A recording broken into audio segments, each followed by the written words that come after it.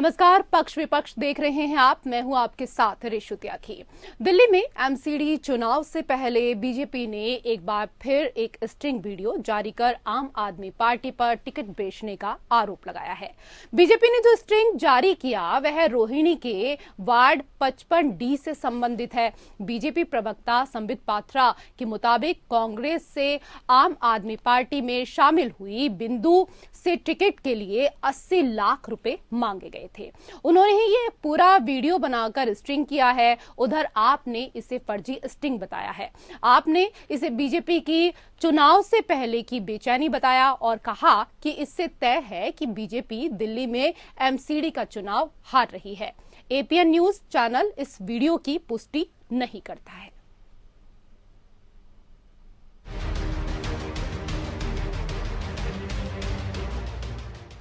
MCD चुनाव से पहले बीजेपी ने सोमवार को एक स्टिंग ऑपरेशन दिखाया।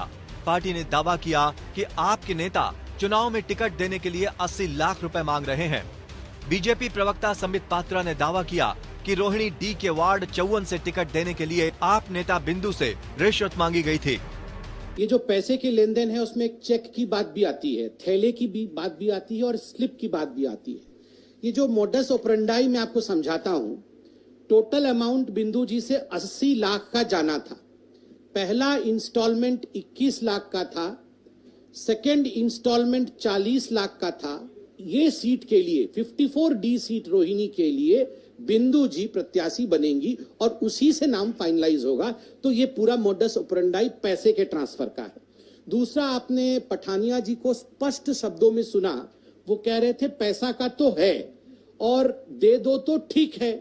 फर्स्ट कितने के इंस्टॉलमेंट थे? तो इन्होंने कहा 21 का था, मैं 10 दे दूं क्या पहले? तो उन्होंने कहा देखो पुनीत पे तो पूरा आपको विश्वास करना पड़ेगा, मेरा ही आदमी है, वो कह रहा है तो आप कर दो।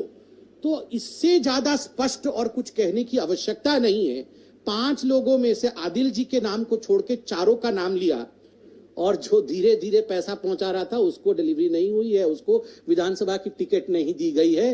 ये जो बिजनेस मॉडल है इनका, आम आदमी पार्टी का, आज पूरा का पूरा यहाँ पर्दाफाश हुआ है। पात्रा ने 2 वीडियो दिखाए और दावा किया कि वीडियो में बिंदु हैं जिनसे टिकट के लिए पैसे मांगे गए। इस स्टिंग में आप नेता RR पठानिया का नाम भी सामने आ रहा है। पहला वीडियो एक रेस्टोरेंट का है जहां एक महिला और 2 व्यक्ति बात करते नजर आ रहे हैं। बातचीत में महिला किसी पुनीत से पूछती है कि क्या पठानिया जी को पता है, तो पुनीत ने जवाब दिया कि पठानिया जी जानते हैं। इसके बाद महिला बोलती है कि अगर आप कहो तो आधा अभी पेमेंट कर देती हूँ, बाकी बाद में। व्यक्ति कहता है कि आप 2 दिन बाद पूरा पेमेंट कर देना। वहीं दूसरा वीडियो एक कार का है। महिला बिंदु कार में फोन पर बात कर रही है। इसमें वो पठानिया जी कहकर संबोधित कर रही है। वो बोल रही है, पठानिया जी मोटी फाइल है, अगर आप मुझसे कहो कि बिंदु तुम पुनीत को पैसे दे दो तो मैं उसे पैसे दे दूंगी, आपका ग्रीन सिग्नल चाहिए। इसके बाद पठानिया कहते हैं कि हाँ वो मेरे साथ रहता है, जहाँ जाता हूँ वहाँ जाता है। पार्टी में लोग उसको जानने लगे हैं और उसका फोन भी उठाने लगे हैं।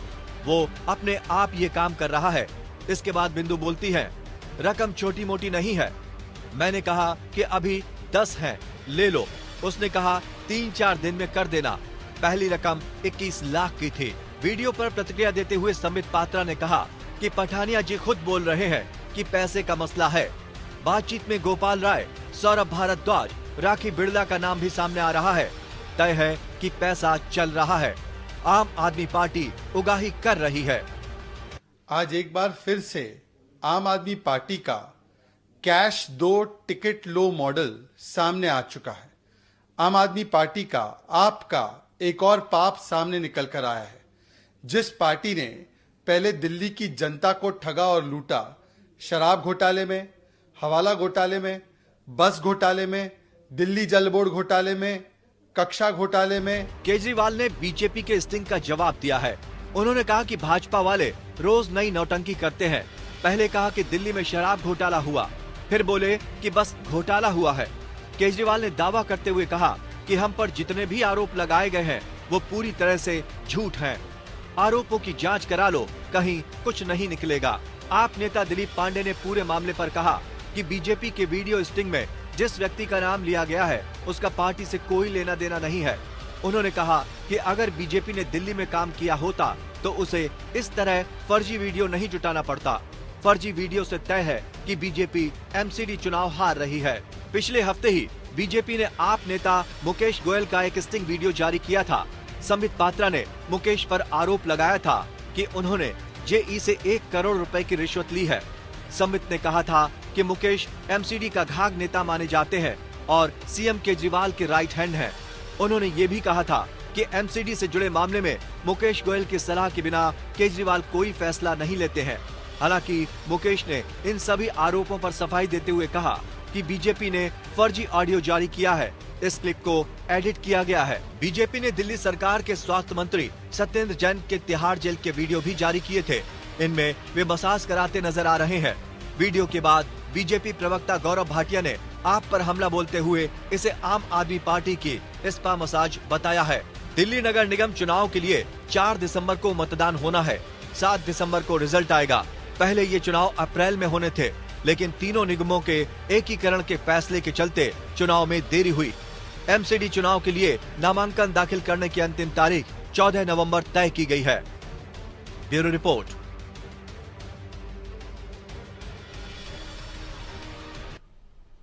तो पक्ष विपक्ष में इसी को लेकर हम चर्चा करेंगे और चर्चा करने के लिए 2 खास मेहमान इस वक्त हमारे साथ मौजूद हैं। हमारे साथ रमेश श्रीवास्तव जी, प्रवक्ता आप, और इसके साथ ही हमारे साथ आर.के. मिश्रा जी जुड़ गए हैं, प्रवक्ता बीजेपी। मिश्रा जी, पहला सवाल आपसे, जिस तरीके से स्टिंग ऑपरेशन जारी किया गया आपकी तरफ से, लेकिन इस दौरान आम आदमी पार्टी साफ तौर पर कह रही है कि जिस तरीके के जो आरोप लगाए जा रहे हैं दरअसल वो पूरी तरीके से बेबुनियाद हैं और एमसीडी चुनाव में आप लोग हार रहे हैं, इस वजह से इस तरह की अनर्गल बातें कर रहे हैं। आपकी प्रतिक्रिया? रेशु जी, यहाँ पर हम किसी भी आरोप को हम ऐसे कह सकते हैं जो कि अनर्गल आरोप है और इस आरोप का कोई आधार नहीं है, निराधार आरोप।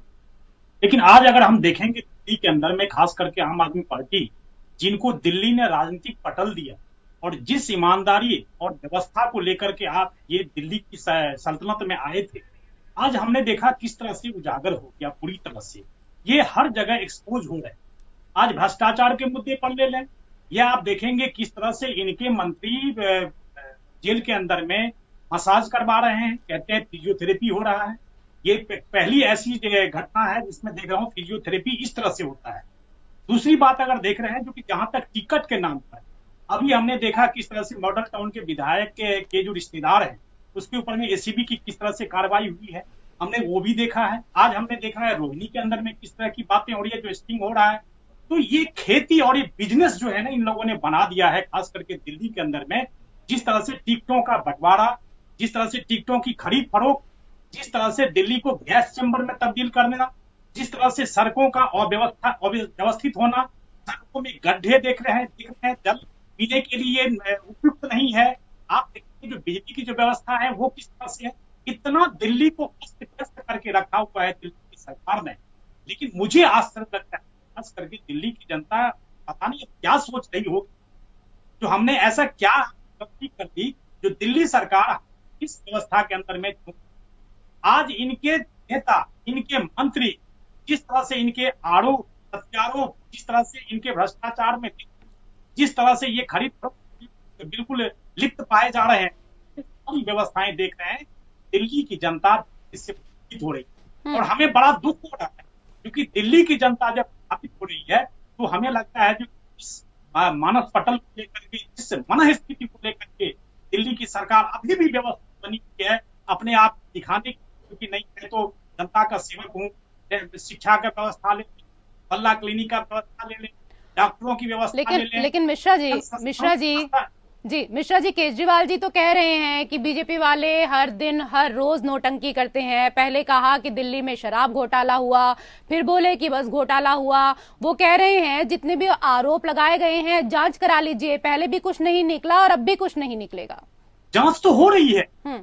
अब देखिए स्टेज बाय स्टेज जांच हो रही है, ऐसा नहीं है जो जांच नहीं हो रही है। जांच हो रही है उनका कहना है, लेकिन निकलता कुछ नहीं है। निकलेगा। जांच की अपनी एक प्रोसेस होती है, प्रक्रिया होती है। हमें देखना चाहिए और अर्ज करना चाहिए जो किस तरह से ये आम आदमी पार्टी कैसे एक्सपोज, और हम लोग देखेंगे इसका रिजल्ट आने।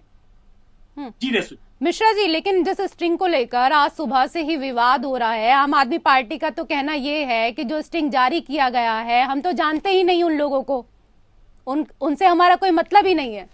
और रेशु जी देखिए, यहाँ पर हर कोई ऐसा कहता है, जब उसको देखता है जो कि हमारा गर्दन बिल्कुल फंसा हुआ होता है तो सब कहता है। आज अगर कोई भी कन्विक्टेड अगर किसी भी केस में अगर आप देखेंगे आरोपी यही कहता है जो कि नहीं हम तो कुछ किया ही नहीं, तभी नार्को टेस्ट होता है, तभी हम देखते हैं पता नहीं कौन से टेस्ट होते हैं जिससे उससे सच्चाई निकलवाई जाए। ये सारी व्यवस्थाएं जो है ना कानूनी व्यवस्था है, और हम जरूर देखेंगे जो कि आने वाले दिनों में आम आदमी पार्टी को हम लोगों ने या दिल्ली की जनता ने राजनीतिक पटल लेकर के यहाँ पर दिल्ली में व्यवस्थित किया। आज वही मॉडल लेकर के गुजरात जा रहे हैं। आप गुजरात को भी अव्यवस्थित करना चाहते हैं, आप क्या हिमाचल को भी अव्यवस्थित करना चाहते हैं? ये सारी व्यवस्थाएं देखेंगे आने वाले। अच्छा चलिए, रमेश जी भी हमारे साथ हैं, उनसे जवाब ले लेते हैं। रमेश जी, बीजेपी ने एक स्टिंग ऑपरेशन दिखाया है, जाहिर सी बात है कि आपने भी देखा होगा, और इसमें पार्टी ने ये दावा किया है कि आपके नेता चुनाव में टिकट देने के लिए 80 लाख रुपए की मांग कर रहे हैं। हालांकि एपीएन इस खबर की, इस स्टिंग की कोई पुष्टि नहीं करता है, लेकिन आपकी प्रतिक्रिया? देखिए, यही आपने जो बोला ना कि एपीएन न्यूज उस खबर की पुष्टि नहीं करता है, इसीलिए पोल खोल दी, सारी पोल खोल दी भाजपा की कि भाई ये कहीं कहीं से रोज ड्रामेबाजी, इसने इसको फोन किया, उसने इससे बात करी। भैया इसकी सच्चाई क्या है, इसकी सत्यता क्या है? सारी पुलिस, थाना, आईबी सब तुम्हारे हाथ में है और तुम रोज एक ड्रामा लेकर के आ जाते हो। अरे ये बताओ कूड़े का पहाड़ कब हटेगा? वो नहीं हटा 15 साल में। ये बताओ ये गलियां, नालियां, सीवर लाइनें कब साफ होंगी, कब सही होंगी, कौन करेगा इसको? इन मुद्दों पर कोई बात ये नहीं करने देना चाहते, इसलिए ये रोज नया ड्रामा। रमेश जी इस मुद्दे पर आएंगे, रमेश जी मुद्दे पर आएंगे, लेकिन आज तो पूरा हल्ला स्टिंग को लेकर मचा हुआ है ना, उस पर आप प्रतिक्रिया दीजिए, क्या कुछ कहना चाहेंगे? एक के बाद एक जो स्टिंग वायरल हो रहे हैं। मैं यही कहना चाहता हूँ, ये वो हल्ला मचाने वाले लोग हैं जो पत्थर की गणेश जी की मूर्ति को दूध पिलाने तक का हल्ला मचा देते हैं। इनकी हल्ला मचा देने की संभावनाएं अनंत है, और इन्होंने जो इतने दिनों से देश की सत्ता पर ये काबिज है, ये सिर्फ और सिर्फ हल्ला मचाने की अपनी आदत के कारण काबिज है, बाकी जमीन पर कोई काम नहीं हो रहा। आप देखें कि अंतर्राष्ट्रीय संस्थाओं के आंकड़े हैं कि भारत की 80% जनता गरीबी की रेखा से नीचे। ये खुद कहते 80 करोड़ लोगों को हम 2 वक्त का खाना खिला रहे हैं, जो कि कोरोना से पहले 40 करोड़ लोग थे। तो मतलब देश में गरीबी इन्होंने बढ़ा दी, लेकिन उस पर बात नहीं करेंगे। दिल्ली की क्या समस्या है, इस पर बात नहीं करेंगे। मिश्रा जी, समस्याओं का निपटारा करने के लिए मिश्रा जी कुछ कहना चाह रहे हैं? जी मिश्रा जी, चलिए उनको जवाब देने दीजिए। जी रेशु जी, यहाँ पर ये कह रहे थे कि गणेश जी को दूध पिलाने की ये आस्था की बात होती है, ये मजाक उड़ाना मुझे तो आश्चर्य लगता है, क्योंकि रमेश जी किस दुनिया में जी रहे हैं, ये पता नहीं सनातनी है भी या नहीं है, मुझे तो इनके ऊपर में प्रश्न चिन्ह लगता है। आज गणेश जी को दूध पिलाने की बात है, 130 करोड़ के जनता की भावना की बात है ये। आज अगर वो दूध पिए ना पिए, मैं वो एक चीज, लेकिन इस परिप्रेक्ष्य में इनको ये कहना जो कि गणेश जी को भी दूध पिलाने लगते हैं, तो क्या ये भाजपा ने किया है? क्या ये लोगों की आस्था है? ये इसके साथ आप किसी तरह की ऐसी बातें नहीं कर सकते। आपने क्या कहा? आपके ही मंत्री ने कहा या नहीं कहा जो कि हम किसी भी देवी देवताओं को नहीं मानेंगे, हिंदू देवी देवताओं को। चलिए, ये जनता की आस्था से जुड़ा हुआ विषय है और इस पर यहाँ हमें चर्चा नहीं करनी चाहिए। आज का जो विषय है मिश्रा जी और श्रीवास्तव जी, उसी पर चर्चा करेंगे तो बेहतर रहेगा। आज हम बात स्टिंग ऑपरेशन को लेकर कर रहे हैं, उसको लेकर आपका कुछ कहना है या श्रीवास्तव जी को कुछ सफाई देनी है तो उसको लेकर चर्चा करें। बिल्कुल रेशु जी, बिल्कुल, मैं वही तो चीज कहना चाहता हूँ जो कि ऐसी भावनाओं के साथ आप ऐसे शब्द का प्रयोग न करें। यही सवाल आज एक पत्रकार महोदय ने हमारी पार्टी के मुखिया और दिल्ली के मुख्यमंत्री जो गुजरात में चुनाव प्रचार के लिए उनसे कहा, तो उनका रोज में एक नया ड्रामा लेके आ जाते हैं। भाई बेरोजगारी के मुद्दे पे कब बात करोगे? भाई ये बताओ कि 2 करोड़ रोजगार का वायदा किया था, उस पर कब बात करोगे? आप ये बताओ विजय माल्या को कब लेकर के आ रहा है भारत?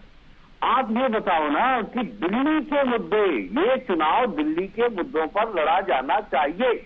जो दिल्ली के मुद्दे हैं उस पर कब बात होगी? उस पर ये बात नहीं करना चाहते, उसको ही ये डाइवर्ट किए रहना चाहते। तभी ये रोज कभी सिंह, कभी ये इसने ये कह दिया, उसने वो कह दिया। भाई आप ये बताओ, आपके पास दिल्ली की पुलिस है, आप दे दो ना उनको, बोलो जी ये फटाफट जांच करके बताओ जरा। वो नहीं करेंगी, क्योंकि वो उन्हें खुद पता है कि जब जांच पड़ताल होगी तो उसमें मामला कुछ वही निकलेगा जैसे मनीष जी के लॉकर से बच्चे का झुनझुना निकला था। ये आपके आने से पहले ये आपके आने से पहले श्रीवास्तव जी मैं सवाल कर भी चुकी हूँ मिश्रा जी से, और उन्होंने कहा है कि जांच चल रही है लेकिन कुछ ना कुछ चीजें भी सामने निकलकर जल्द ही आएंगी। रमेश जी, इस दौरान बीजेपी प्रवक्ता संबित पात्रा ने यह दावा किया है कि रोहिणी डी के वार्ड 54 से टिकट देने के लिए आप नेता बिंदु से 80 लाख रुपए की रिश्वत मांगी गई, और जब उन्होंने कहा कि इतने पैसे एक साथ नहीं दिए जा सकते तो उन्होंने कहा कोई बात नहीं, टुकड़ों टुकड़ों में दे दीजिए। इस पर आपकी सफाई, क्या कुछ कहना चाहेंगे आप? आपने देखा कि जब संबित जी प्रेस कॉन्फ्रेंस कर रहे थे तो उनका तो ये स्क्रिप्ट है, ये रोज एक स्क्रिप्ट लेकर के आ जाते हैं। मैं इनसे कहता हूं कि एक स्क्रिप्ट जरा हमारी बताई हुई फॉलो कर लीजिए।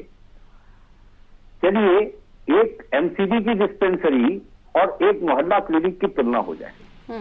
एमसीडी भी दिल्ली में विद्यालय चलाती है बच्चों के लिए, उसकी और दिल्ली सरकार के विद्यालय की तुलना हो जाए। दरअसल इन्होंने काम नहीं किया, इनके पास काम के मामले में दिखाने के लिए कुछ भी नहीं है। तो अब ये सोचते हैं कि कभी स्टिंग दिखा दिया जाए, कभी ये वाला दिखा दिया। अच्छा देखिए मैडम, मैं आपको एक बात और बता दूं जी, ये हर रोज या दूसरे दिन क्यों लेकर के आ जाते हैं? क्योंकि इनके जो पटाखे है ना ये फुस हो जाते हैं। एक चीज ये लेकर के आते, दिल्ली की जनता कहती है कि भाई ये बताओ हमारी सड़क कब सही होगी, ये कहते लोधी दिल्ली की जनता तो भ्रम में आई भी नहीं। तब ये फिर दूसरे दिन एक दूसरी स्क्रिप्ट लेके आ जाते हैं, वो भी नहीं चलती है, तब ये तीसरी लेके आ जाते हैं। तो इनका जो ड्रामा है ना, वो ड्रामा जनता देख रही है, पिछले 15 साल से देख रही है और अब इनसे आगे जा चुकी है। दूसरी इनकी कोशिश क्या है कि दिल्ली के जो आम आदमी पार्टी का संगठन है वो सिर्फ और सिर्फ दिल्ली में सीमित रह जाए, गुजरात की तरफ ध्यान न दे। क्योंकि गुजरात चुनाव, ये मैं दुख के साथ कहता हूं, ये हार रहे, बिल्कुल हार रहे, ये इनको एहसास हो चुका है। यही वजह है कि प्रधानमंत्री जी जाकर के वहां सिंपैथी कार्ड खेल रहे हैं। अच्छा, आपको गुजरात का भी पता है और आपको एमसीडी का भी पता है, मतलब आप तो बहुत बड़े ज्ञाता हो गए कि सबसे पहले आपको पता चल जाता है कि मतलब आप लोग जीत रहे हैं और ये लोग हार रहे हैं। मैडम ऐसा है कि हमने जमीन से अपनी पार्टी को उठाया है, बिल्कुल जमीन से। तो बीजेपी के आसमान से आई है? हम जी हाँ, हम तो चुनौती स्वीकार करके सब चुनाव में आए ना। उन्हीं लोगों ने कहा ना, अच्छा बड़े तुम लोग सूरमा बनते हो तो आओ चुनाव लड़के देखो। अच्छा मिश्रा जी यहाँ पर श्रीवास्तव जी की बात तो आपने सुनी, इसके साथ ही दिलीप पांडे जी भी कह रहे हैं कि अगर बीजेपी ने दिल्ली में काम किया होता तो उसे इस तरह के फर्जी वीडियो जुटाने की जरूरत नहीं पड़ती। देखो यहाँ पर ये एक चीज मैं आपको जरूर स्पष्टता के साथ कहना चाहूंगा और बड़ी ईमानदारी के साथ मैं पूछना चाहता हूँ। दिल्ली सरकार को खास करके सुनिश्चित करना है, क्योंकि राज्य सरकार को सुनिश्चित करने वाली विषय है, बुजुर्गों को पेंशन क्यों नहीं मिल रहा, नए राशन कार्ड क्यों नहीं बन रहे, जो एक तो ये तो बहुत ही जरूरत की चीज है। और जिस तरह से ये 200 यूनिट तक फ्री करने की बात कर रहे थे, जो कि बिजली में सब्सिडी दी जाएगी, वो ये वैकल्पिक व्यवस्था क्यों कर रहे हैं? मात्र ये 3 प्रश्न है। रमेश जी, मैं आग्रह करूंगा जो कि ये जवाब मेरी तरफ से आप जरा पूछेंगे, क्योंकि ये खास करके वो बातें हैं, ये विषय है तो जनता से सीधा इसकी कनेक्टिविटी है। देखिए स्टिंग हो रहा है, लेकिन मेरे सवाल का तो आपने जवाब दिया ही नहीं, आप मेरे सवाल का जवाब ही घुमा गए। नहीं, आपने क्या प्रश्न किया? मैंने मिश्रा जी आपसे सवाल किया कि श्रीवास्तव जी ने जो बातें कही वो तो आपने सुनी, लेकिन इसके साथ ही दिलीप पांडे जी कह रहे हैं कि अगर बीजेपी ने दिल्ली में काम किया होता तो उसे इस तरह के फर्जी वीडियो जुटाने की जरूरत नहीं पड़ती। बात फर्जी वीडियो की नहीं है, बात यहाँ पर है इनके वास्तविकता की, इनके वास्तविक चरित्र की, इनके वास्तविक मंशा की। ये बात उसकी है, ये वीडियो फर्जी नहीं है। आप देखेंगे, आप दावे के साथ कह रहे हैं? बिल्कुल मैं दावे के साथ कह रहा हूँ। ये हम तो बिना सबूत के बात ही नहीं करते। मैं तो कहता हूँ मॉडल टाउन का जिस पर एसीबी ने कार्रवाई करी, क्या एसीबी बिना कोई सबूत के कार्रवाई करती है? मैं रमेश जी से पूछना चाहता हूँ, एसीबी को सबूत मिला तभी तो जाकर के गिरफ्तारी हुई। रोहिणी वाला ये वाला भी स्टिंग जो है तो देखेंगे जल्दी हम ही। फिलहाल ये आज की बात कर रहे हैं ना, मैंने उसको लेकर आपसे पूछा कि आप दावा कर रहे हैं, आपके पास पूरे पुख्ता सबूत हैं? निश्चित तौर पर पुख्ता सबूत है। जनता के सामने हम वही सबूत पेश करते हैं जो पुख्ता होती है, जो बिल्कुल वास्तविक होती है। जनता को भ्रमित करने की हमारी कभी भी रणनीति श्रीवास्तव नहीं जी, है। अब क्या कहेंगे आप?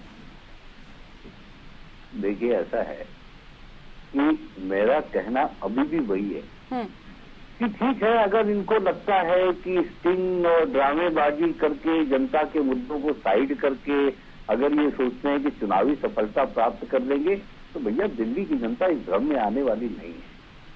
किसी भ्रम में ये बिल्कुल ना रहें कि दिल्ली में इस बार इनका सुपड़ा एकदम से साफ होने जा रहा है, और यही इनकी बौखलाहट है।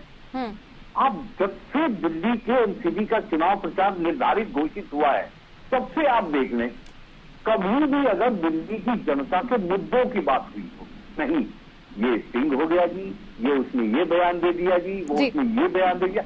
रेसू जी, मेरी तरफ से 3 प्रश्न है। रेसू जी, मेरी तरफ से 3 प्रश्न है। एक तो बुजुर्गों को पेंशन क्यों नहीं मिल रहा है, नए राशन कार्ड क्यों नहीं बन रहे हैं, और जो बिजली के ऊपर में जो इसका सब्सिडी मिश्रा है, जी, इसका जवाब कल की व्यवसाय डिबेट को में कर रहे हैं। लेंगे। इसका जवाब कल की डिबेट में लेंगे, क्योंकि आज समय का अभाव है। बहुत बहुत शुक्रिया आप दोनों का हमारे साथ इस चर्चा में जुड़ने के लिए, और इसी के साथ पक्ष विपक्ष में फिलहाल इतना ही। नमस्कार।